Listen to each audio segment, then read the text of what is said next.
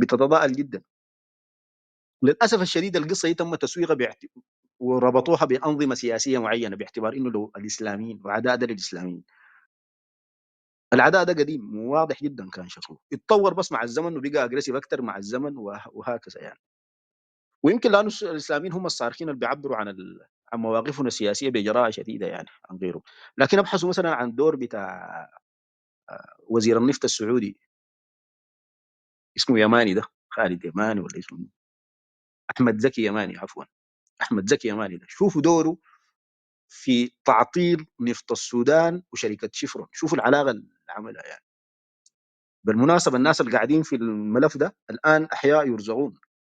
انا بحيل لكم دكتور عبد الوهاب في الشعبي لو تذكروه، عمك كبير كده موجود، ده من اوائل الوزراء اللي كانوا مسؤولين من الطاقه والتعدين في الفتره دي، وكان قريب جدا من الملف ده وعلاقات شفرون وفك الحقوق ورفع الحقوق بتاعت شركه شفرون في تنغيب على نفط السودان اللي كانوا بيقعدوا الخواجات ويقولوا ده this is our own oil، ده نفطنا، ده ما حقه يعني ما حندي لاي زول ثاني.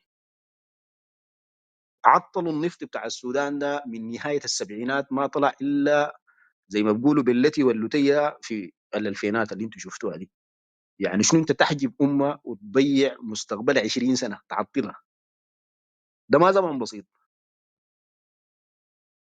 ودي ممكن من الملفات المسكوت عليها، الناس ما قد تكون ما اطلعت عليها يعني.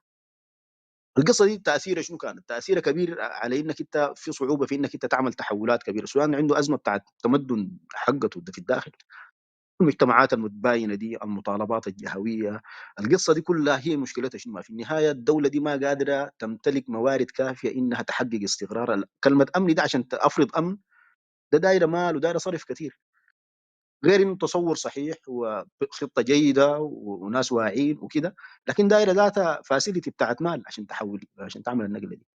فده جانب بتاع تاثير بتاع السعوديه، وده الدور الاكبر بالمناسبه بتاعها في التاثير.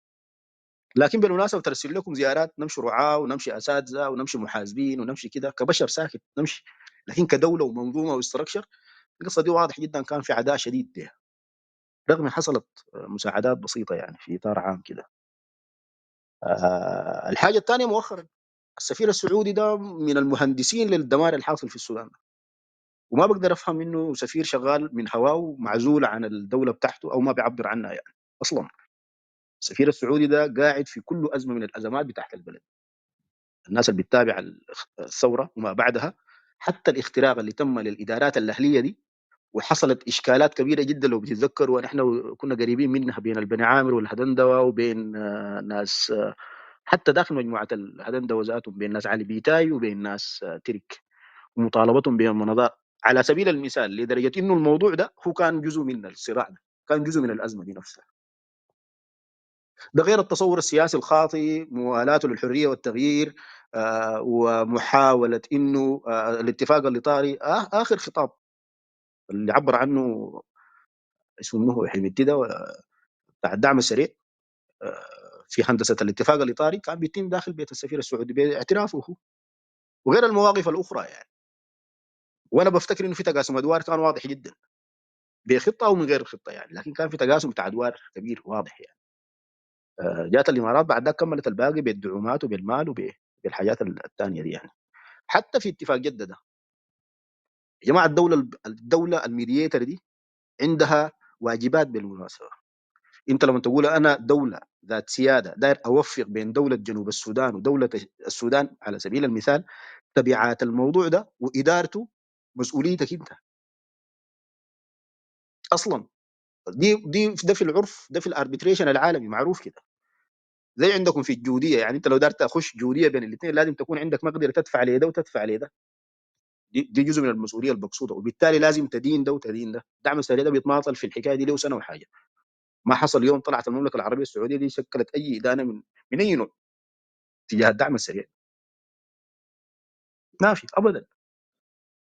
انا بالنسبه لي ما عندي علاقه بنوايا، دي دوله ودي مؤسسات ودي مصالح وده شعب بيموت وبيتحجر وكده. اخواننا في الدين، اخواننا، وغير هسه مشروعنا الجديد بتاع اللبره اللي شغالين فيه في المجتمع بتاعهم ده، ده حاجه شان داخلي يعني. لكن ده بوريك انه اصلا التوجهات ذاتها اختلفت اختلاف كبير حقيقه، ولازم نحن ننظر لها نظره، النظره النظرة جادة يعني بصورة مختلفة يعني، فننسى العاطفة دي والعلاقات الشعبية المسائل الكثيرة دي يعني.